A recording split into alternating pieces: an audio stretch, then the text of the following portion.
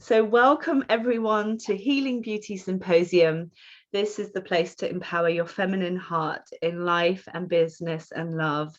And today we have a very special speaker, one of my mentors and dear friends, Diana Beaulieu. Hi, Diana.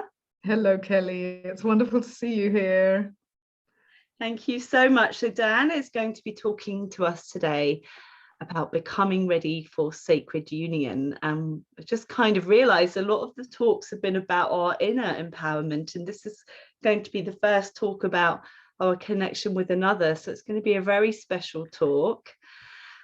Before we get started, I'm going to just open up, we're going to just close our eyes and just really arrive into this circle that we've created. So just really settling and calling your energy, your awareness down into your body. So really just feeling your awareness sinking down. And perhaps calling your energy away from situations, people. So all of your beautiful energy can be home where it belongs in your body. And just breathing all the way down into your belly, into the cauldron of life, your sacred power center. Settling down into the awareness of this center. So just take a deep physical breath into the physical edges of your body now. And just when you're ready, just gently opening your eyes, coming into the room together. Welcome. So as I said, we are here with Diana Beaulieu, and Diana has studied human sciences at Oxford University. And she has 20 years of professional experience in anthropology, storytelling, shamanic healing, and energy medicine. Diana is the founder of Sacred Woman Awakening, which is for women who wish to step into their embodied feminine power through healing the womb. And she trains women worldwide to become Sacred Womb Awakening practitioners. She's also the co-founder with Simon, how do you say his second name? Beaulieu. Thank you. Of Soul Rise. And Soul Rise is a global membership community that helps both men and women to experience their spiritual sovereignty to create joyful, divine relationships. Welcome, Diana, to Healing Beauty Symposium. Thank you, Kelly. It's a real honor to be here with you today. I'm very thrilled that you invited me, and I've been very excited about our talk together today. And also very excited for the community that's gathered around this symposium, and just feeling that there's such a wonderful energy happening and such a lot of magic. So I want to congratulate you, Kelly, for having created this and brought it together. Oh, thank you. So there's going to be those that don't know you. I've introduced you a little bit, but I wonder if you could share a bit about your story on the path to sacred union. Yes, of course. So I suppose it's all about where you begin, but perhaps I'll just begin as a single woman who hadn't really had any successful relationships, and was in my mid-30s and a single mum, and was really quite desperately wondering what was wrong with me, feeling that there was a lot of wrong with me, and not really knowing how I could get into the place where I could be in a really committed and loving relationship. And I always had this yearning for a relationship that was sexually and spiritually somehow very awake. I wasn't really interested in a conventional relationship of any kind, but I felt very far away from it. And I guess the journey that I took in order to go from single mum struggling to find relationship into a woman who was actually ready to meet, in my case, a man with whom I was really able to form a very deep sacred union, was very much the journey of healing my deep sexual energy in the womb. So I know, Kelly, you were talking about that yesterday so beautifully and so eloquently, and you hold a very powerful space for that work yourself. And getting ready for divine relationship, sacred union had a lot to do with really allowing myself to heal all the distortions, wounds, and traumas that I was holding in my feminine sexual center in the womb. And for me, that was actually a lot to do with childhood abuse. So the most empowering thing that I ever did was to really clear that. But there were many other ingredients along the way. And one of them was also really taking responsibility for myself, for my emotions, for my state of being, and being ready to feel so self-empowered and actually self-sufficient that I wasn't looking to be rescued by somebody or completed by somebody. I was really wanting to co-create with somebody. I felt that my healing journey had got so far, but I felt that I would heal more deeply and more quickly with another person, with an intimate relationship. And I also felt that what I could offer to the world would be greater alongside another person. So that's like the spirit I was in when I met Simon. And it was really beautiful because when I made myself available for that relationship, it happened very quickly, although I'd been completely celibate for 8 years in all the years before that on my healing journey. Beautiful. Wow. So would you share with us some of the principles then, I guess, on becoming ready for sacred union? Yes. So maybe first to define a little bit what I see as a sacred union, because there may be different definitions of that. And in the spiritual space, we have different ideas about what an ideal relationship might be. And some of those ideas may potentially be very idealized. And so I would like to sort of bring everything down to earth. Thank you. This is what I loved about you. You make it real and practical, and yeah. So what I'm not referring to is two people dressed in white floating around on a cloud and in a constant state of bliss who've somehow in the fifth dimension. You know, that's not what I'm talking about. I know there are people who claim to be doing that, and that's wonderful, and I wish them all the best. But I'm still human, and I'm in a body, and I have many flaws, and I have good days and bad days. So just to get that clear, and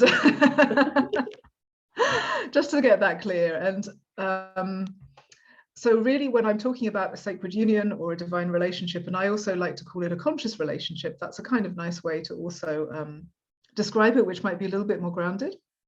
Really talking about two people who are very much taking responsibility for themselves and coming to the relationship from a place of inner fullness.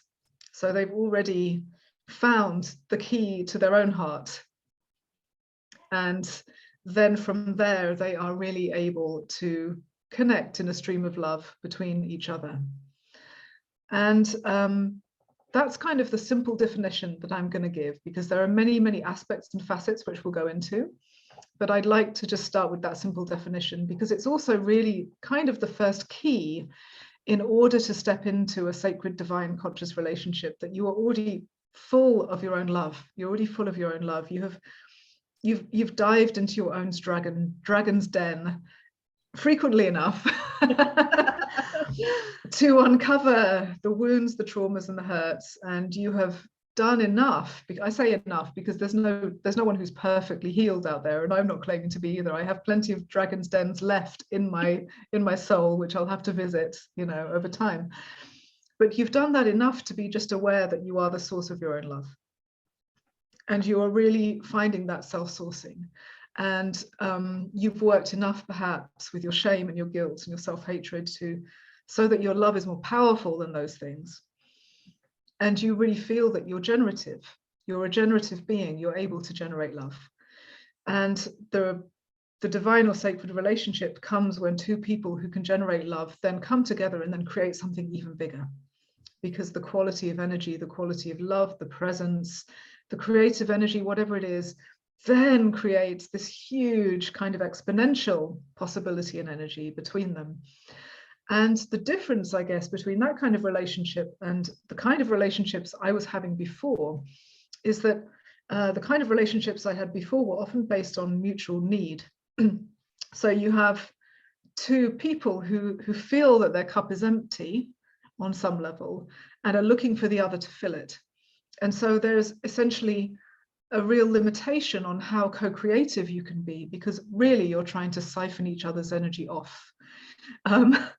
You're trying to get something from each other, and then you're never satisfied with each other, because no one can ever give that to you except for yourself. Ultimately, you do need to become your best lover. And so another thing I've noticed, and certainly I experienced in the past, were also like entangled relationships where you're maybe stepping into the drama triangle. The drama triangle is the kind of codependency triangle where you're either a victim or a perpetrator, or you're a rescuer. I've done a lot of that in my time, like rescuing people in relationships. And then somebody's being saved, somebody's being drained, somebody's the bad guy.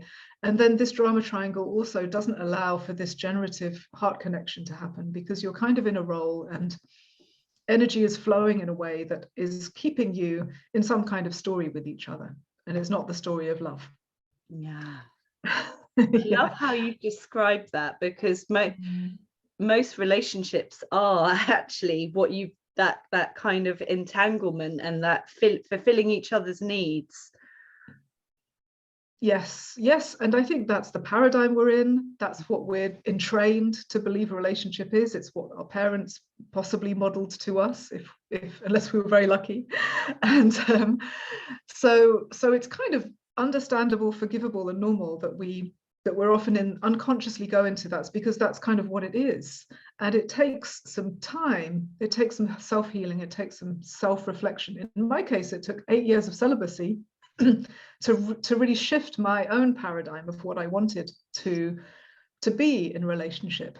Who I wanted to be showing up in a relationship, what I wanted to offer, what I wanted to give, and what I wanted to create. And so one of the keys I felt for me was, when I was ready for a relationship, it wasn't about what I wanted to get out of it. Yes. Like a list of what he needs to be and what he needs to be. Yes, he has to be this, he has to be that, he has to be rich, he has to be blah. That's really nice. In fact, I did get very clear about the qualities of the person I wanted to be with. But it's very different from feeling like, well, what are my empty spots, and how does that person have to fill them up for me? So explain that a bit more about the quality, because I haven't quite got it.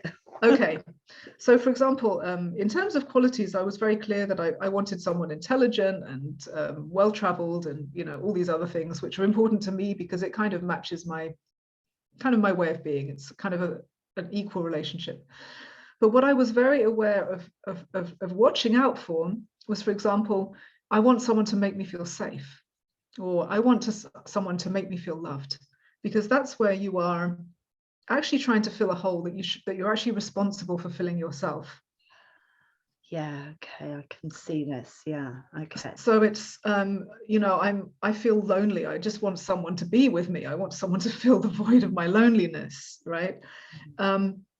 If you're coming into a relationship and the other is just representing a need that you're not meeting for yourself already, then you're already coming to it from emptiness. So when I came into relationship, I focused on what I wanted to give, and I did everything in my power to fill up on everything else that I could possibly need to be my own best friend, to be my own best lover, even sensually, to take charge of my own sexual pleasure as well, to be perfectly happy, getting really hot with myself, to be perfectly happy loving myself, being nurturing to myself, sustaining myself, so that I would really be able to come in, not from need, but from just simply the desire to connect.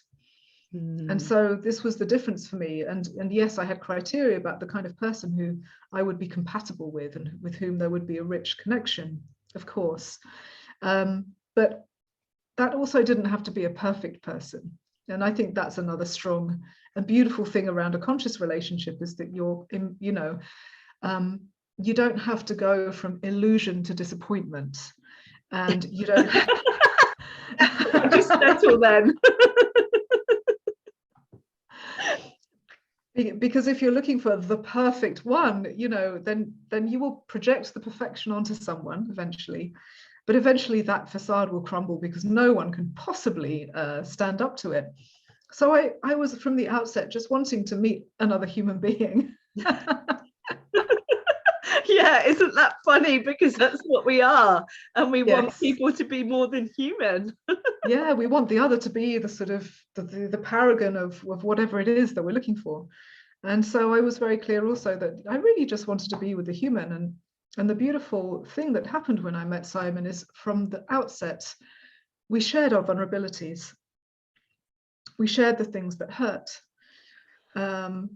So one of the things that I shared very early on in my relationship was that I'm someone who's survived sexual abuse, and I've just spent the last 8 years healing it. And this is the first time I've had a lover since then. And so I just want you to know that, because that means I'm in quite a vulnerable situation in myself. And I feel very strong and I have everything I need, but I just want you to know. And this is very different from kind of coming in and being the seductress, for example, and pretending that you're just this kind of perfect, beautiful woman or something, then you're trying to kind of lure the man in. No, it's kind of the opposite. It's just like masks off. Here I am as a sexual being. And that's because that's the part of the journey we're embarking on now, So it's kind of like allowing yourself to be real, allowing the other to be real, really from the outset. So you can actually kind of dispense with the so-called honeymoon period, which is really the sort of illusion period, and really get down to the brass tacks of who you really are. And for me, that was just an incredible aspect of connection that I really feel is very sacred, because it's really honoring of the person who you actually are. Well, did you feel more relaxed compared to being in other relationships where you'd had masks that we all have? Yeah, and the level of intimacy was immediately much deeper because I had decided to be fully authentic. And I was comfortable with my like, yes, absolutely. Yeah, absolutely. And in fact, it turned out that he'd had several partners who'd been through the same. So he was actually very attuned to that level of trauma and how to hold space for that. So it was very, very safe. That's so beautiful. Yeah. That is so beautiful. Because do you feel that allowed you to open up more then? Absolutely. And this is the first relationship where I've been able to reveal the depth of trauma that I've experienced, for example, to another man. And that is incredibly healing for a woman, for example, where you can really be in the presence of the masculine. Even going through trauma releases, because I still go through that sometimes, even though I've done many years of healing. Sexual abuse, for example, goes very deep into the system, and there can still be layers that come up. And so, for example, he has witnessed me going through quite strong trauma releases, even experiencing, or rather re-experiencing, very deep fear and terror, for example. And he's been able to hold a space for that. And it's brought us together so much because he gets to understand the spectrum of who I am. And there's such an honoring in the other being vulnerable as well. And so there's an honor, a feeling of honor for him, that I allow myself to be that vulnerable and to reveal the shadow that would normally not be revealed in everyday life. Yeah. And that's very beautiful. And so it kind of makes this, my concept of a sacred relationship, almost the opposite of the sort of glossy, shiny, new agey one, because it's like, instead of la la la la la, and we're floating around, we're all perfect, we're all perfect, yes, it's actually the deep imperfection and the whole range of the human experience that's happening between two people, but it's being held. And one of the keys to that is that then when, for example, you're in the presence of the other person's pain, you're not projecting onto that, or you're not feeling responsible for it, or you're not feeling disappointed that they have that pain and they're not actually perfect. You're actually just in love with every facet of the other, and they're in love with every facet of you, which includes your beautiful kind of persona, which is in the world, but it also includes wounded child parts and wounded soul parts and many, many facets and even many lifetimes of experience that are there. Wow, that sounds incredible. Would you share so a little bit of kind of the run up to meeting Simon? Yeah, I'd love to. So of course, this is my version of how I got to that point. And I hope it's of help or assistance in anyone who's kind of in that space of, wow, I really know that a new kind of relationship or a different kind of relationship is coming. And I wonder what I need to do. And of course, I'm telling my story, but it's not a recipe for anyone else. It's just an example. No, this is what I happened. These are the doors I walked through. So, you know, the run up to meeting Simon was, of course, like there was this long run up of 8 years where I was on my own. And then, and as I said, I was doing a lot of womb work, shamanic work, healing work, trauma work, you know, really getting a lot of difficult stuff out of my system. And I was essentially becoming a woman. Till then, I'd been a sort of wounded girl, really, even though I was a mother and I was becoming a woman. I was kind of stepping into that maturity because I dealt with my trauma, which had kept me frozen in younger ages.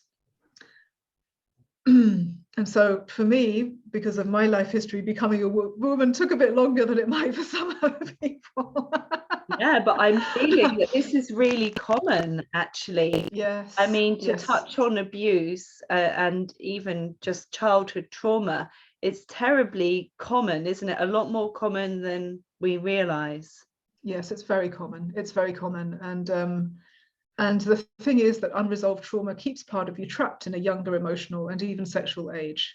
So if you don't deal with it, you aren't going to have the opportunity to step into a mature woman archetype, as you know, as someone who was really, really supported to become a woman might. You know, you've been given the opposite of support. You've been given obstacles and impediments.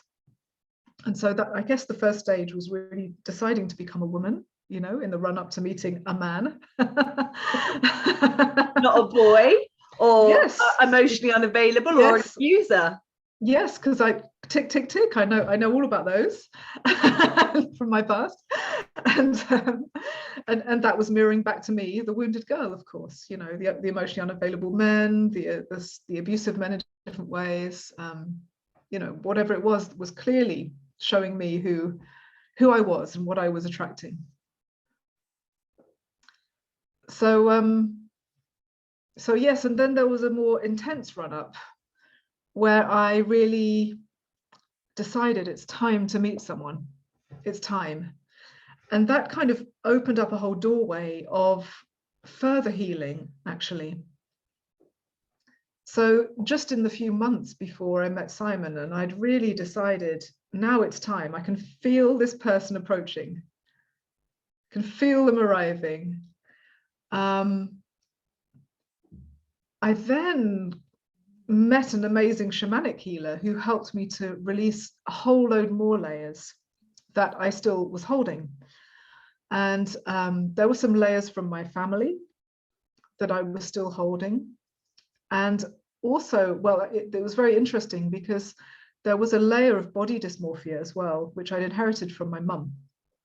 So my mum was anorexic, and she just spent her whole life in real body shame. Very, very sad, very sad. But I inherited that very young from her as a pattern.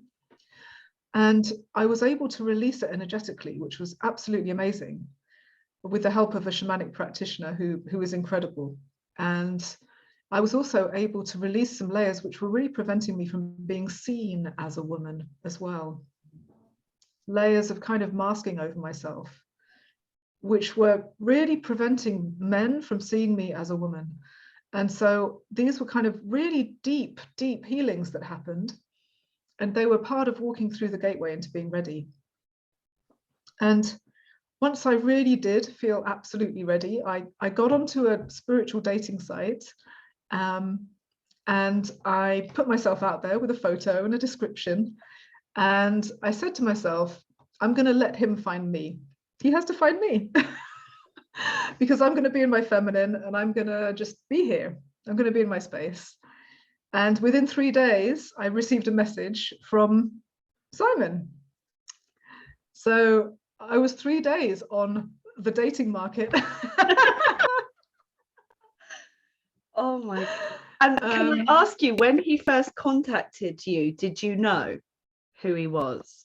I was really struck by the similarity between our souls. And I was really fascinated by what he said about himself. And I actually really fancied him as well, which was very helpful. It is, because you never know, they could be. So that was really nice.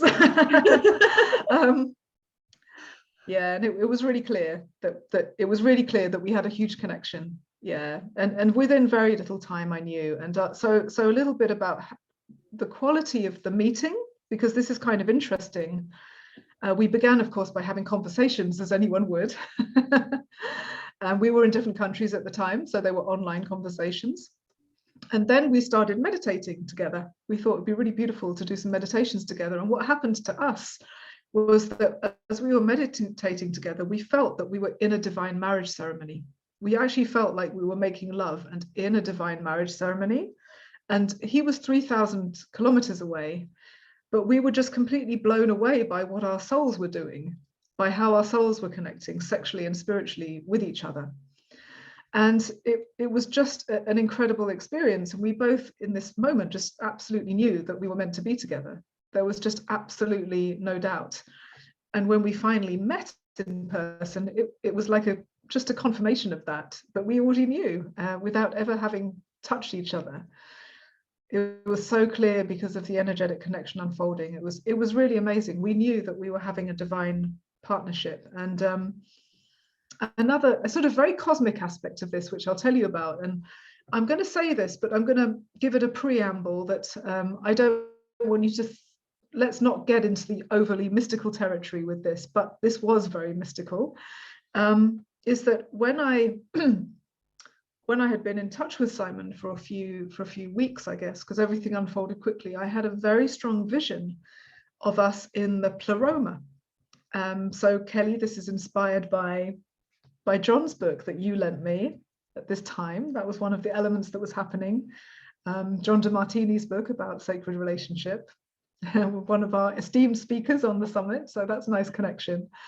And I had this vision of me and Simon as pleromic beings. And so pleromic beings are sort of at a very high level of reality, like a very high dimensional level of reality. And they're beings who come together sexually. So there's a masculine stream and a feminine stream, and they come together sexually to create other things. So there's kind of these divine orgasms happening between these pleromic beings. And eventually everything filters down into 3D, but there are many kind of dimensions through which the creation happens. And I realized that we were pleromic beings who from the beginning of the universe had been joined in this way. And I saw us together. And I felt it, and it was huge. And I didn't say anything to him about it because I thought it might freak him out. But another interesting mystical thing that happened is that when we were first together on our first date, this is going to sound a bit weird, on our first date, which lasted 7 days. I love that. Hang on, 7 days. The first I started bleeding, but out of time. It wasn't normal menstrual bleeding. And he drank some of my blood. And when he did, he had exactly the same vision of the pleroma. And he was just like completely kind of taken aback by this. It was just incredible for him. So there's this aspect of our connection spiritually, which felt like a completion in all the dimensions of the beings that we are at the sort of highest sort of initiatory levels energetically, all the way down into this imperfect personality who's bumbling around on earth, and everything in between just felt connected. And that's also, I mean, a really beautiful facet of divine union, I guess. And the reason I preamble it a little bit is because some people might consciously experience that and others might not. I don't feel like you have to have that experience to be in a really beautiful, connected, conscious and sacred relationship. It may be true, but maybe you're not perceiving those layers of reality. I don't want to turn this into this kind of exclusive club of people who have these sort of experiences. And, because conscious and divine and connected, beautiful relationship is available to all of us if we do the work and we make ourselves available. So that's the wrapper around that story. And bear in mind that I've been a shamanic practitioner for over 15 years, and so I kind of routinely have these kind of visions, you know, at this level. I really felt it's it kind when of you normal. said that. I could feel that. So, and I almost had tears to my eyes. That's such a beauty. And I've met you and Simon in person, and I will just say it's so beautiful to see you both together. It does bring tears to my eyes. Thank you, Kelly. Yeah, we have a really special connection. We have a really special connection, and we don't take it for granted. We know that it's very special, and it's what we've both been looking for all our lives. And yeah, in terms of that story of getting ready, because that's the theme of our talk, on Simon's side, he actually left a few relationships on the way, that because he just knew that it wasn't the relationship. And he could have stayed in those relationships very happily, but he didn't, because there's something in his soul was saying there's something more. And so he experienced a few times kind of the pain and grief of splitting up from someone he really loved, because he could just feel it wasn't going to go to the depth that he knew was possible.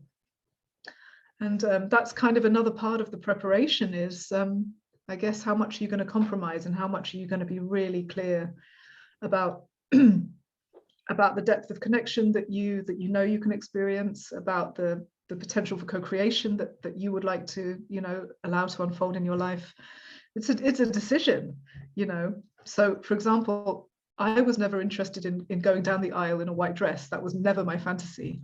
I always imagined myself more in some kind of crazy creative partnership with someone that just was really quite unconventional, and that's how I've always been. And so if I had wanted the white wedding dress, I might have got together with someone a lot sooner and then had the 2.4 children version of a relationship, you know. But what, you know, it's all about what you want in the end, but it's beautiful to really decide, you know, what is the quality of the relationship I want? What is that relationship for? And what is that relationship doing in the world as well? So are you here to work together? Are you here to simply be together? Because just two beings who love each other being together is really powerful. That creates a whole force field that's healing the earth and healing the world. Your lovemaking is healing the world, healing the earth, you know. That's enough. You don't have to have like a high and mighty purpose above all that. You know, just being together in love is huge. But it's really beautiful to decide, what do I want? You know, what do I want? What is the level of communication? What's the level of spiritual growth? What's the level of depth in how we relate to each other? You know, what is the everyday experience of this relationship? And I guess I'm speaking to a lot of people who think they might have to settle. So, for example, you know, I know women who are like with guys who are not very awake. You know, they're super awake and intuitive, and they're with guys who are absolutely wonderful beings, but they have to, the women have to find the intuitive or spiritual connection elsewhere, in maybe in their feminine friendships, because they can't with their man, and that's a decision, and that can be fine. But if you really feel like you want to come into a relationship with someone, if you're a woman with a man, or with a man, or vice versa, and you want that to be a very spiritually awake relationship, then it's going to be a whole different proposition, and it's really worth waiting for, as I found in my case, to really find that person, or rather to let them find you. So can I ask some questions around this? Because I know there's people watching, and a lot of women are looking for conscious relationship now, I find. I don't know if you find that. And so one thing that I've seen and heard, and I guess it's related to this, is this kind of feeling loneliness. You mentioned it, you know, feeling alone and feeling like if I don't, well, two things. One, how do you attract sacred relationship when you feel loneliness, which you talked about at the beginning? But secondly, how do you trust? Because, you know, there's part of you like that is kind of saying, I'm not going to settle if you want to go for a sacred relationship. Could you help with those two questions? Yeah. Tell me the first question again, Yeah, so I can maybe be we do it clear. one by one. So the first one is if you feel lonely, and If you maybe feel you've been lonely, on your own for a long time. yeah, How do you deal with that so you're not bringing that into the mix? Yeah, it's a really interesting one. And I had the very great fortune that I was a mother in those 8 years of being celibate, with just the most gorgeous daughter.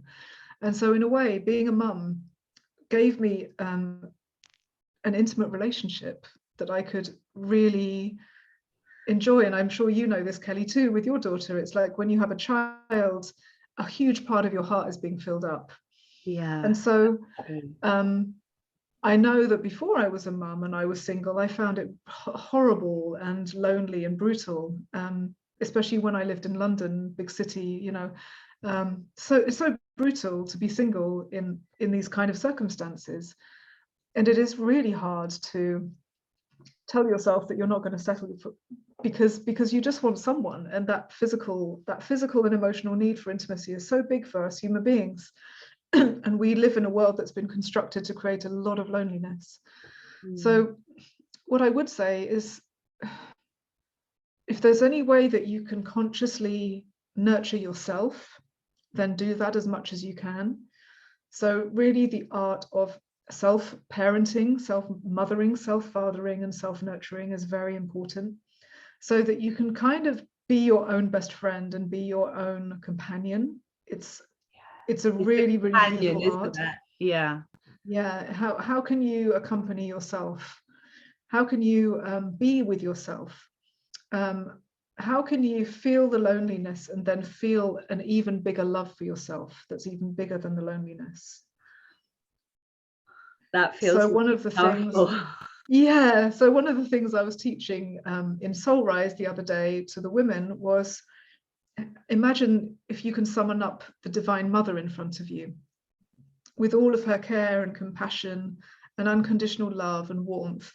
And just imagine her there in front of you, and then imagine that she's just caressing you and she's embracing you, and you're just being embraced in this energy field of pure love. And then you can really start to allow yourself, it doesn't make you less lonely, it doesn't take away the pain, but it means there's a layer of love around it.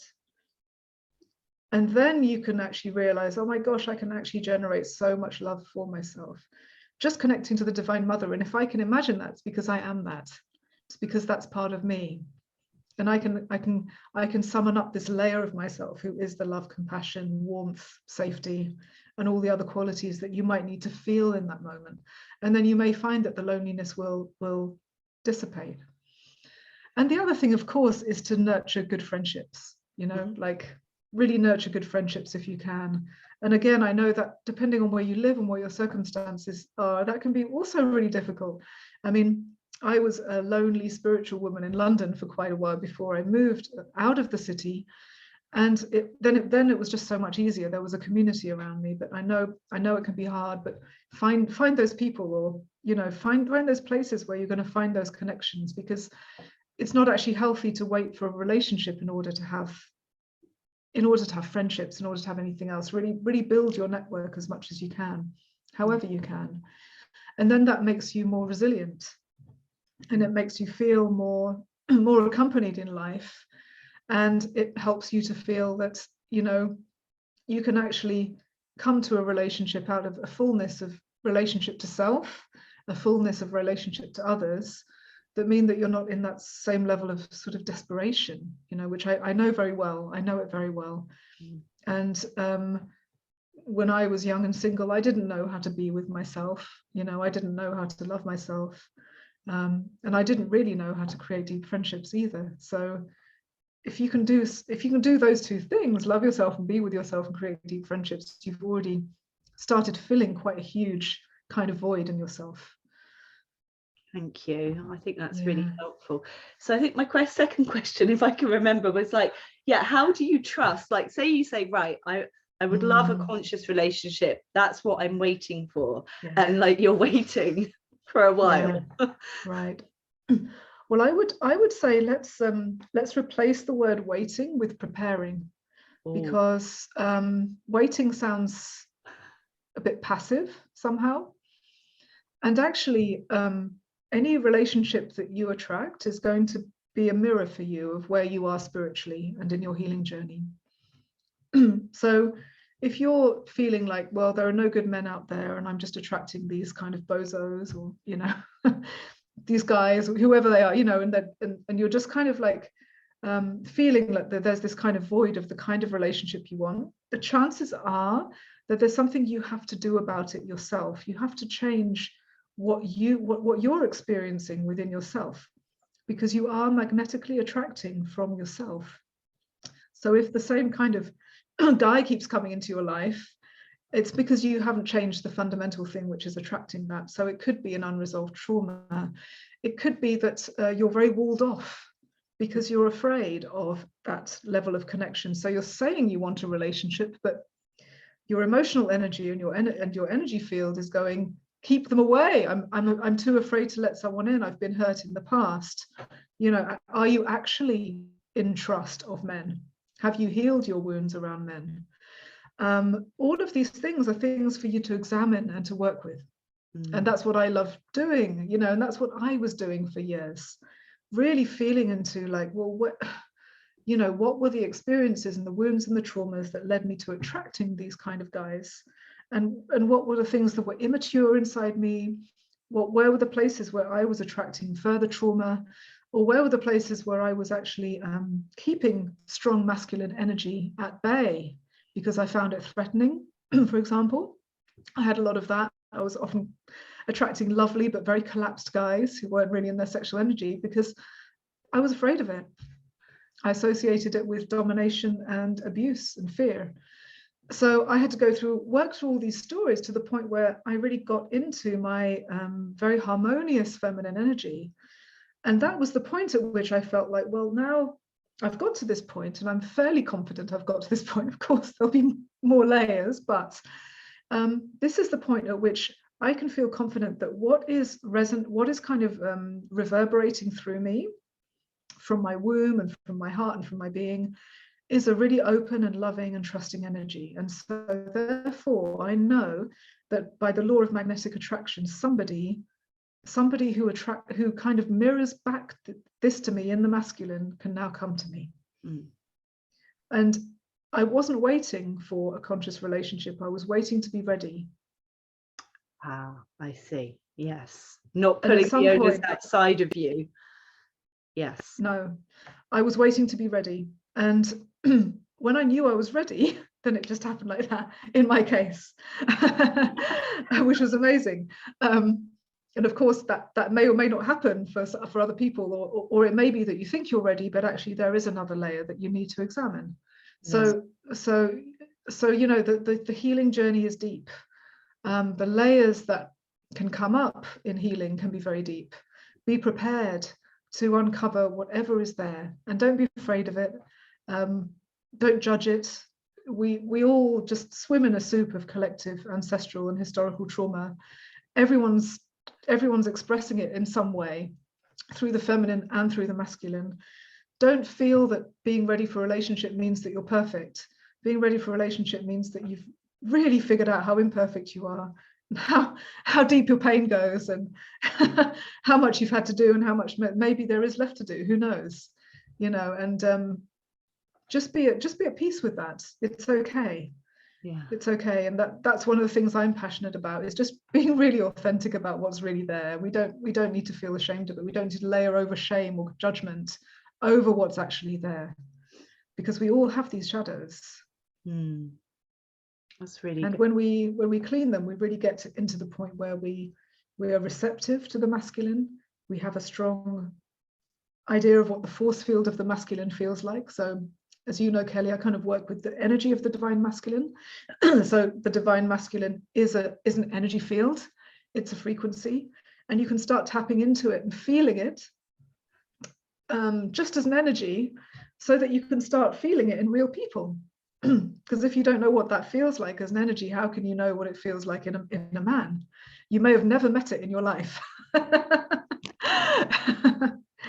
So there's that side as well, is really kind of getting into energetic resonance with your divine feminine, the divine masculine within you, and the divine masculine you'd like to kind of experience. You know, all of that is a really good preparation. It makes it come so much closer to you. Beautiful. I want to ask you more questions. I will open it up for questions, but I would love, before I ask you more questions on that, is if you could describe your relationship a bit. And you did describe it a bit earlier, but kind of what this looks like, feels like, and I guess what the different opportunities are on the different layers. Yeah, so of course it's a relationship between two human beings, so there are many facets, from the divine to the absurd, probably. And, who's putting the rubbish out? Yeah, I mean, let's start with that layer. I mean, we cohabit, and we're raising my daughter together, so we have lots of day-to-day tasks that we need to do. We're both trying to earn enough money to pay the rent. There's that as well. We're in the 3D world, and we're muddling along the best we can, and that brings exhaustion at times, or stress. But what I'd like to talk about maybe a little bit in that realm is how we deal with conflict, because conflict, I believe it's pretty inevitable, unless you are the one in white in the fifth dimension, but I'm not, so it's inevitable for me. And so when we're experiencing a conflict, what we try to do is go into ourselves first and really see what's being triggered, and then see whether the trigger is really what's happening between us, or if it's something very old that maybe is working out through our systems. And then this had just happened today, actually. We had a beautiful conversation where Simon said to me, look, I'm feeling angry, and part of the anger has to do with something that we're doing in our work together. And he said, I think we need 15 minutes to talk about it. And so we sat and talked about it, and he just described how he felt about a certain dynamic that was happening in our work. And instead of blaming me or me getting defensive, I just was very happy that he shared it. And I agreed with him that something had to change, and it was very easy to change it, and it was just a matter of being aware of it. And so what happened was that he was able to own his anger. He was able to understand where it was coming from. He was able to tell me the circumstances which provoked it, and we were able to find a very quick solution. And we did it really fast. Like within a few hours of him realizing the anger was there, we were having that conversation, and my daughter was walking in and out. It wasn't an argument, it was a conversation about something that needed to be fixed. And that's kind of like one of the things I really like about our connection, is that we've both done so much work with ourselves that when uncomfortable, difficult feelings like shame or fear or anger arise, we go away and we work on it ourselves. We don't try and work it out with each other. We do the work on our own first to see what's coming, and then we're in the position to have a very open-hearted and self-responsible conversation about it. So that's a really nice thing. And then there's other layers. There's very deep shamanic layers. So we are both shamanic practitioners. We journey a lot together, and we spend a lot of time journeying together into beautiful, amazing realms of reality, where we learn, we get direct downloads about the nature of the universe and about the nature of healing. And then we kind of create whole classes and programs from that. And that's really amazing. We have a beautiful sexual connection. So yeah, I mean, I've never really had a sexual connection really like this, where I really feel the light of the divine masculine coming into me when I'm making love to him. And I feel all the healing, and I feel all the love and the closeness. And it's really, really beautiful. It's really beautiful. And then we have this kind of amazing spiritual connection, which I've just described. So there's all these layers, and they all weave in and out. And sometimes it's sublime, and sometimes it's silly, and sometimes it's stressful. And, and sometimes I'm like, wow, I used to have so much more time for myself before I met Simon. Because honestly, I don't have much anymore. That's something I used to really have and enjoy. And most of the time, I'm just really grateful as well that he's in my life. Oh, that's so beautiful. Thank you for sharing. Mm. I am going to start to open up for questions. So those watching on Facebook, or if you're joining us on Zoom, please come in the chat box and ask questions. And whilst they're coming in, I can feel a question coming, because so the question that I feel is there is, I know some people that are looking for conscious relationship, and actually they may feel that they meet their other half, or whatever, not their other half, but and the other part of their soul, and then they feel that perhaps that person isn't ready, or not in, or not aware of the connection. How you described, you and Simon have both done so much work, so you're very aware, and you both recognize that connection straight away.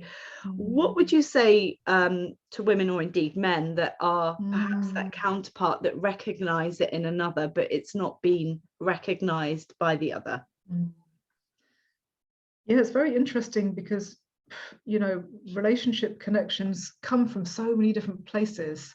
So you meet people and potentially you've had other lifetimes with them, or you're what you might call twin flames, whatever that is.